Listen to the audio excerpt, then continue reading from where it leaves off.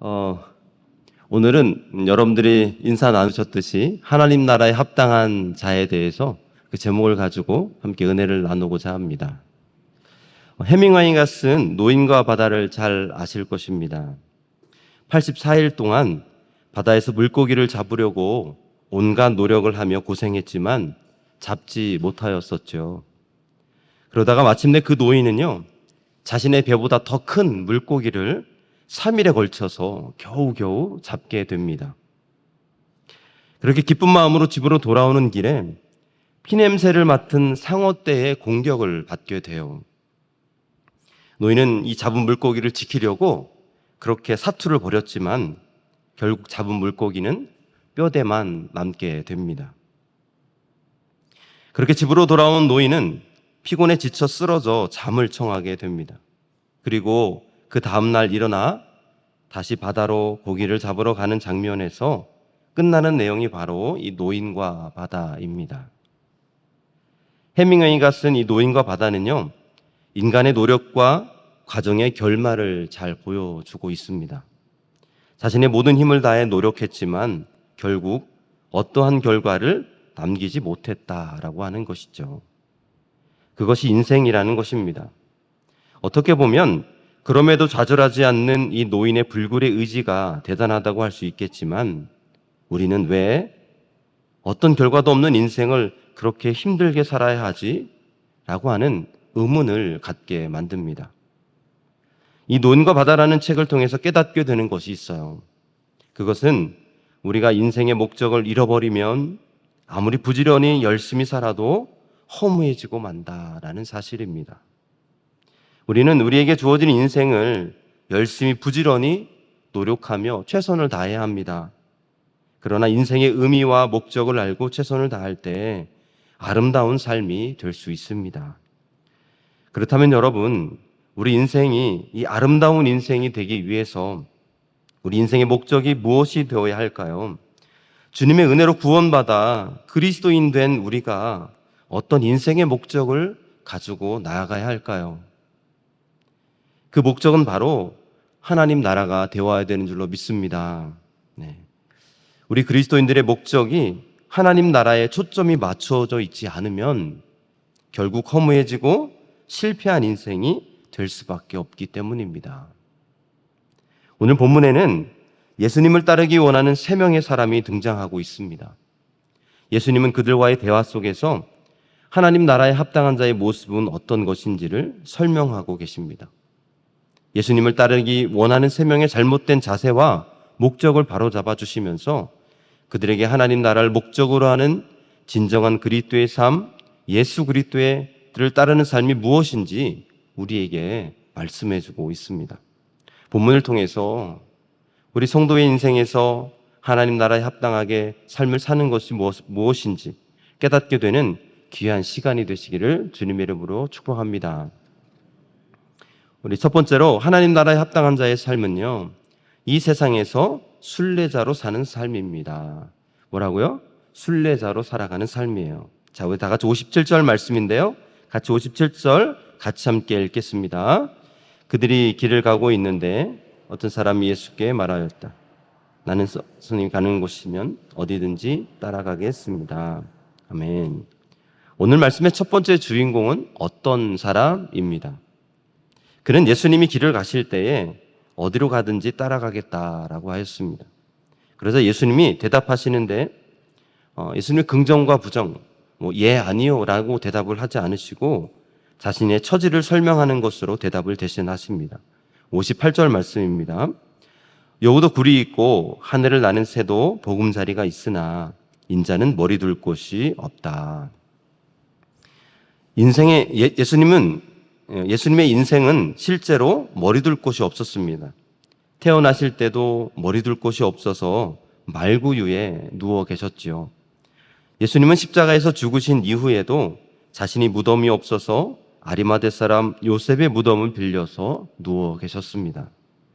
이렇게 예수님은 태어나실 때나 죽으셨을 때 머리 둘 곳이 실제로 없으셨습니다.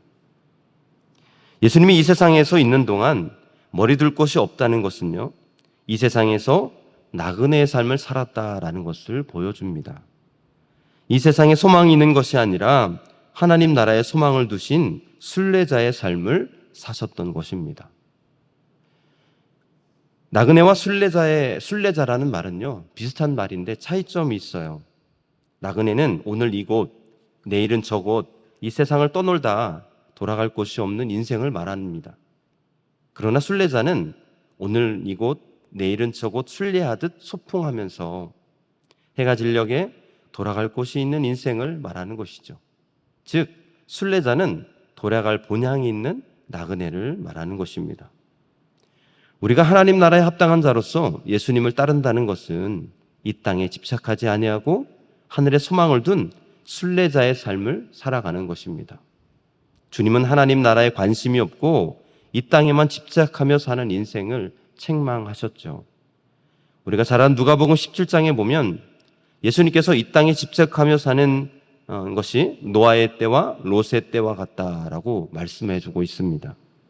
노아의 때는 노아가 방주에 들어가던 날까지 사람들이 먹고 마시고 장가들고 시집가더니 홍수가 나서 저희들을 다 멸하셨다라고 말씀합니다. 롯의 때도 사람들이 먹고 마시고 사고 팔고 심고 집을 짓더니 롯이 소돔에서 나가던 날에 하늘로부터 불과 유황이 비오듯 하여 저희를 다 멸하셨다라고 그렇게 말씀합니다.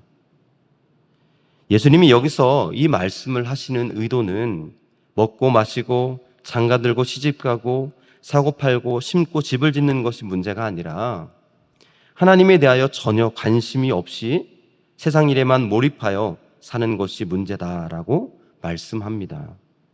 자신들의 삶에는 지나친 관심을 보이면서 하나님 나라에 대하여서는 너무나 무관심하였던 것입니다.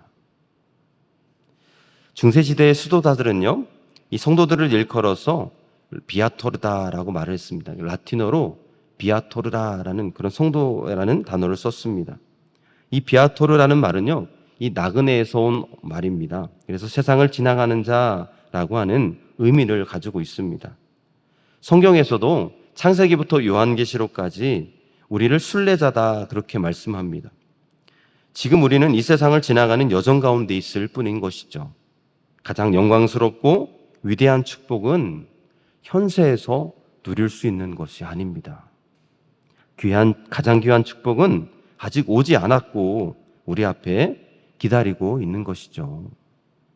그러므로 순례자는 눈을 이 땅에 두는 사람이 아니라 위를 향해 두는 사람을 말합니다.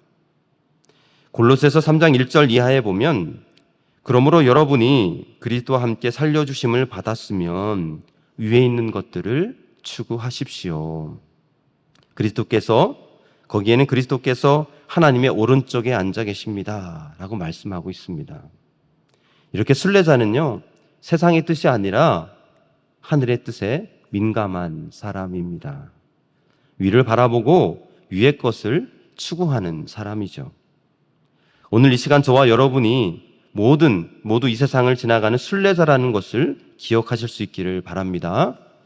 우리 인생은 이 땅의 순례자로서 곧 하늘나라로 돌아갈 인생들입니다. 그러므로 이 땅에서의 삶에 집착하지 마시고 하나님 나라에 소망을 두고 위의 것을 바라보고 추구하는 그런 복된 인생들이 다 되시기를 주님의 이름으로 간절히 축복합니다.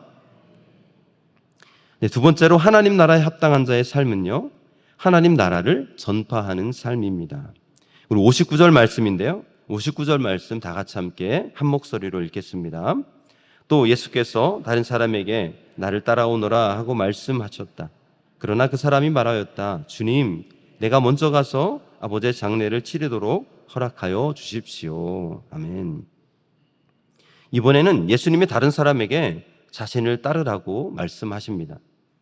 그러자 그 사람은 내가 먼저 가서 아버지의 장례를 치르도록 허락하여 주십시오 라고 답변을 하지요. 이 답변의 내용을 보면 지금 당장 아버지가 죽은 것이 아님을 알 수 있습니다. 다만 아버지가 언제 돌아가실지 모르니 죽을 때까지 아버지를 모시고 장례를 치른 이후에 예수님을 따르겠다라고 하는 말입니다. 예수님은 그 사람에게 이렇게 말씀하십니다.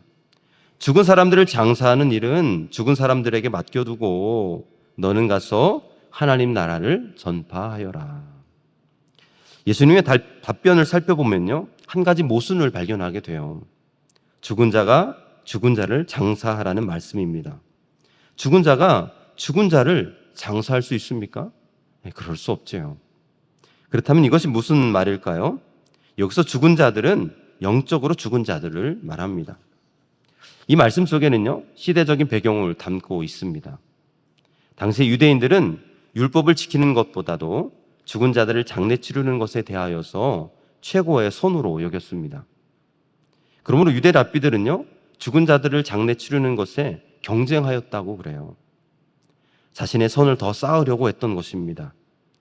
예수님은 그러한 유대 랍비의 행동에 대하여서 영적으로 죽은 자들이다, 그렇게 책망하고 있는 것입니다. 어떤 분들은 예수님이 하신 이 말씀을 보면서 죽은 사람의 장례를 금하고 있는 것이라 생각하는 분도 있습니다. 그러나 그것은 본문을 잘못 해석하고 있는 것입니다. 예수님은 죽은 자들을 장례 치르는 일보다 더 중요한 것이 있다. 그것은 하나님 나라의 복음을 전파하여 생명을 살리는 일이다. 그 일이 더 중요하다라고 우리에게 말씀해주고 있는 것입니다. 독일의 유명한 신학자인 디트리히트 보네포 목사님을 많이 들어보셨을 것입니다. 그분이 이런 말을 남겼습니다. 기독교는 죽은 사람의 장례나 치러주는 사후 처리 종교가 아니라 생명을 살리기 위하여 사전에 예방을 하는 종교가 되어야 한다. 디트리히트 보네포 목사님의 이 말은요, 우리에게 많은 시사점을 남겨줍니다. 죽은 사람의 장례나 치러주는 것이 아니라 생명을 살리기 위해 사전에 예방하는 종교가 되어야 한다. 우리 기독교가 그런 기독교가 되어야 된다라는 것을 말씀해주고 있는 것이죠.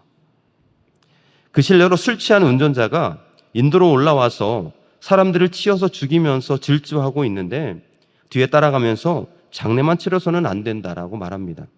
술 취한 운전자가 더 이상 운전하지 못하도록 막아서 그 운전대에서 끌어내려야 한다라는 것이죠.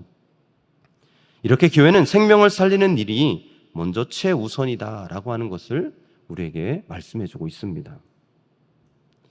우리 주위에 보면요, 많은 분들이 복음을 믿지 못하고 죽어가고 있습니다. 저는 목회자로서 이 장례식을 인도할 때가 많이 있는데요, 그럴 때마다 가장 슬프고 안타까울 때가 있어요. 바로 예수님을 믿지 못하고 죽으신 분들입니다. 제일 안타까운 분들은 자녀들은 예수를 믿는데 부모님이, 돌아가신 분이 예수를 믿지 않은 그런 상황입니다. 그래서 그때는 참 안타깝더라고요. 우리가 그리스도인으로서 하나님 나라에 합당한 삶을 살아가려면 복음을 전파하는 인생이 되어야 합니다. 그래서 내 주위에 복음을 모르는 자들에게 끊임없이 복음을 전해야 하는 것이죠. 어떤 분들은 코로나 이후에 기독교 복음 전도의 문이 막혔다고 해요. 그러나 코로나 이전이나 이후에도요, 언제나 그리스도인은 핍박의 대상이었다라는 것을 우리는 잊지 말아야 합니다. 그러므로 사랑하는 성도 여러분, 우리 성도는 하나님의 나라를 향하여 가는 순례자로서 삶으로 복음을 전해야 한다는 것을 잊지 마시기 바랍니다.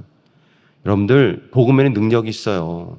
여러분들이 복음을 살아가시고 복음을 전하게 되면 그 복음을 받는 자는 놀라운 하나님의 변화의 역사가 일어나는 줄로 믿습니다.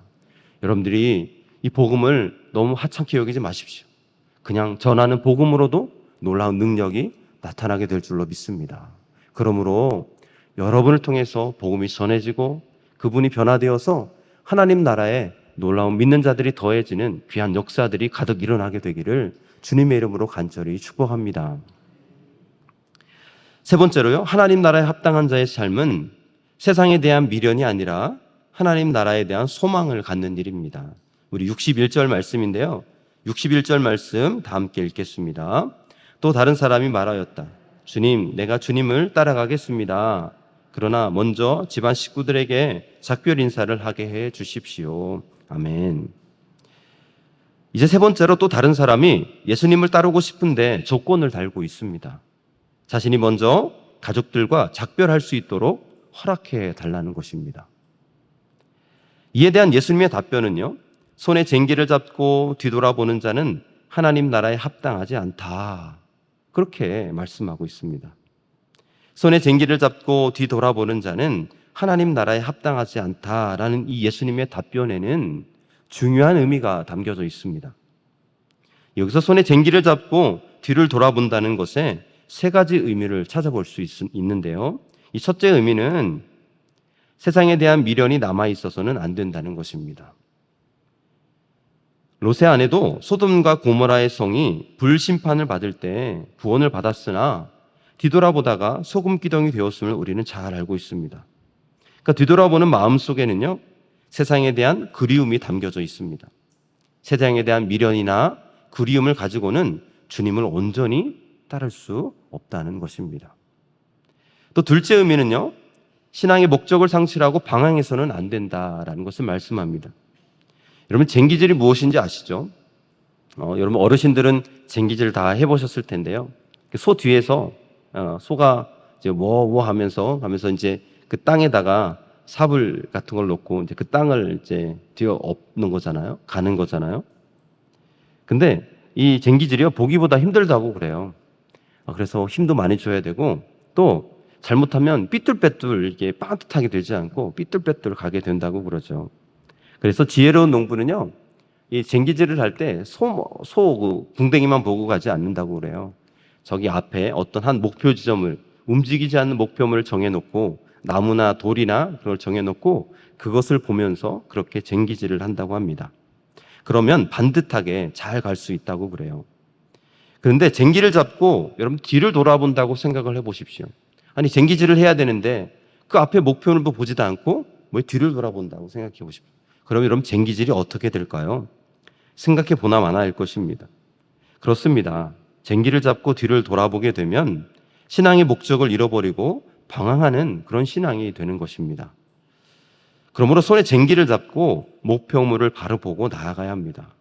순례자의 삶을 사는 하나님의 자녀들은 이 세상에 목적을 두는 것이 아니라 하나님 나라의 목적을 두고 인생의 마지막까지 방향을 잃지 말아야 하는 것이죠.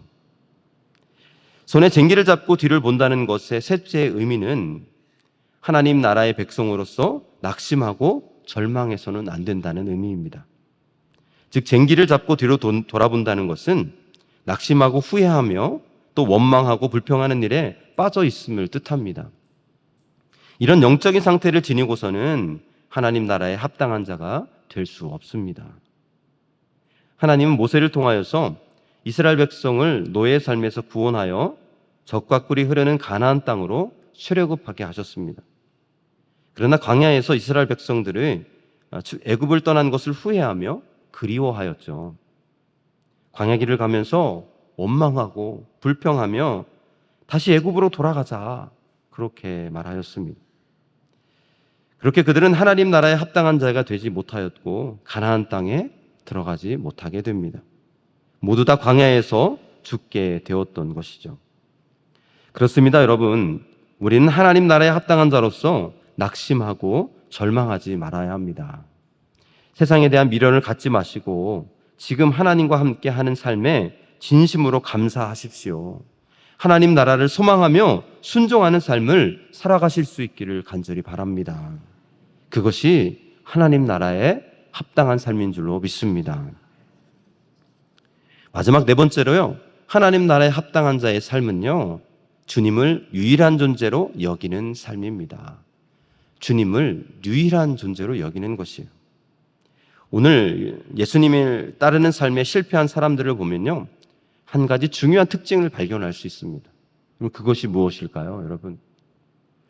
그 예수님을 따르기 원하는 그 세 사람이 다 공통적으로 가지고 있는 특징이 있었어요. 그것이 무엇이냐면 바로 우선순위에서 실패하였다라는 것입니다.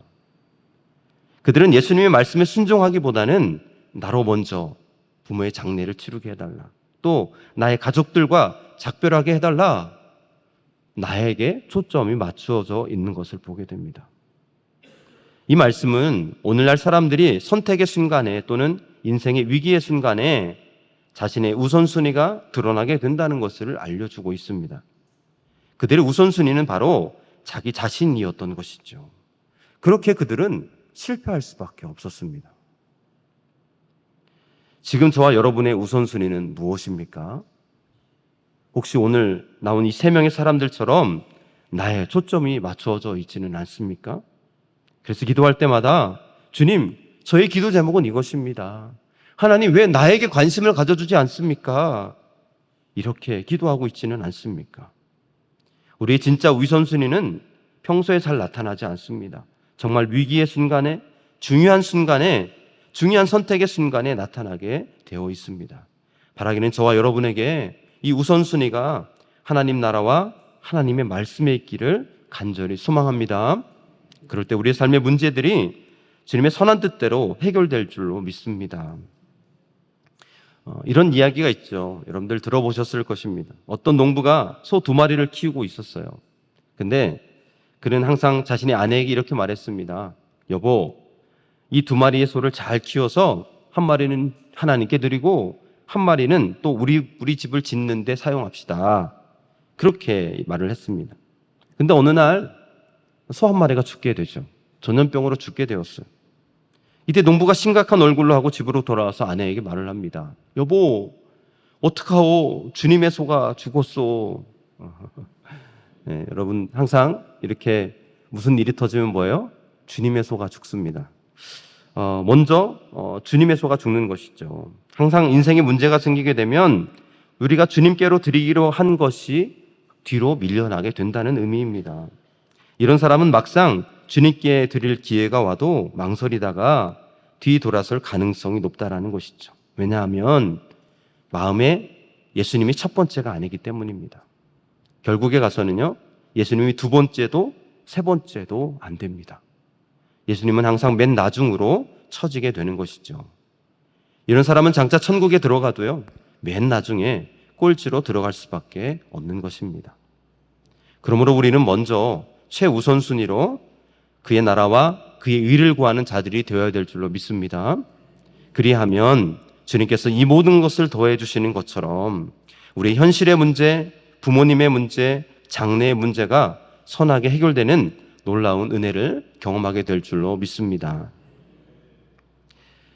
저는 오늘 말씀을 준비하면서 우리가 우선순위를 넘어서서 하나님께 유일한 존재가 되어야 된다라는 생각을 해보게 되었습니다.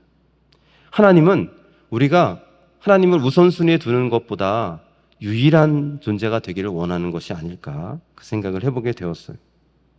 여러분, 어린 왕자 책을 보면 어린 왕자와 여우와의 대화가 나오죠. 여우가 어린 왕자에게 이렇게 말을 합니다.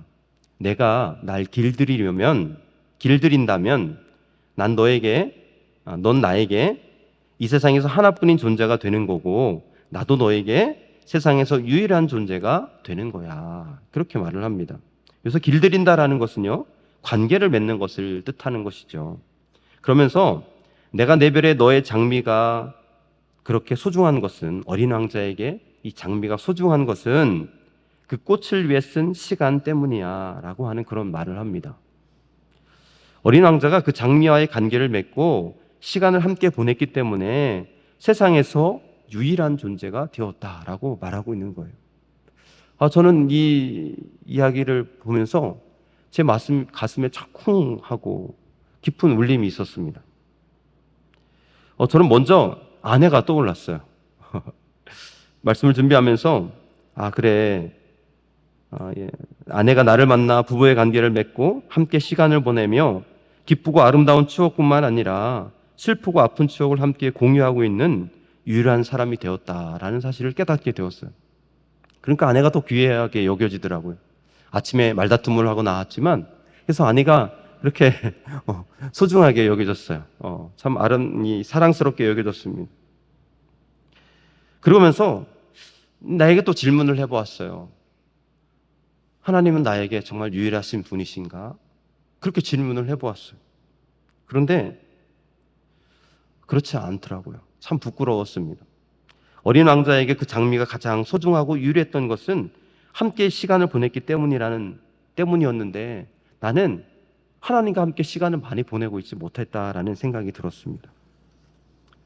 나는 주님이 유일하다고 말하면서 그분과 함께 시간을 얼마나 보내고 있는지 참 부끄러웠습니다. 나에게 주님보다 다른 것들이 더 소중하게 여기고 있었구나라는 깨달음이 왔습니다. 나의 즐거움, 나의 만족, 나의 기쁨을 위해서 엄청 시간을 투자하면서 하나님과 함께하는 그 시간을 내가 그 시간을 많이 보내지 못하였구나. 그 생각이 들면서 정말 울컥하더라고요. 여러분, 하나님이요 이스라엘 백성들을 늘 얘기할 때마다 떠올리는 것이 있었어요. 그것이 무엇이었냐면 40년의 광야 생활이었습니다. 하나님은요 그 40년의 광야 생활을 늘 잊지 못했어요. 얼마나 이스라엘 백성들이 불평한 적도 많이 있었잖아요.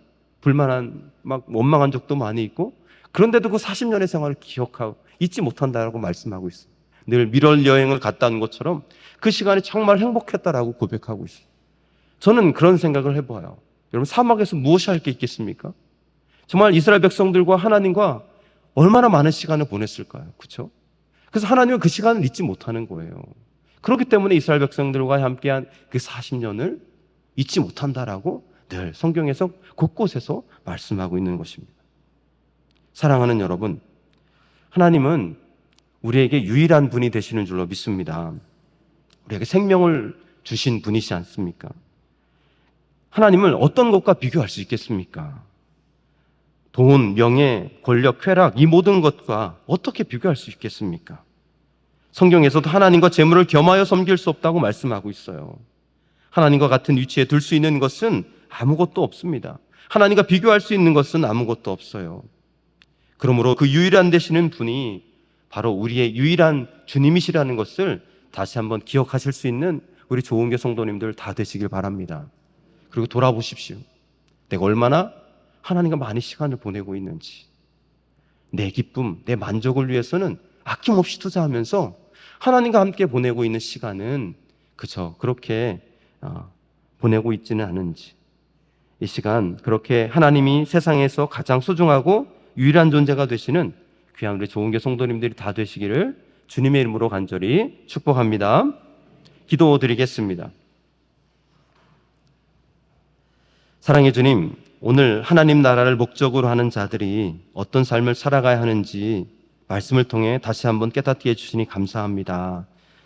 순례자와 같은 삶으로 하나님 나라의 복음을 전파를 우선하며 이 세상에 미련을 갖기보다 하나님께 소망을 두고 또 유일한 하나님과 함께 시간을 보내며 하나님 한 분만으로 만족할 수 있는 저희들 되게 하여 주시옵소서. 하나님, 이 시간 회개한 저희들 되기를 원합니다. 무엇보다 하나님 나를 위해서 시간을 투자하기보다 하나님과 함께하는 시간을 더 투자해서 하나님과 유일한 관계를 맺을 수 있는 저희들 되게 하여 주시옵소서. 예수님의 이름으로 기도드리옵나이다. 아멘.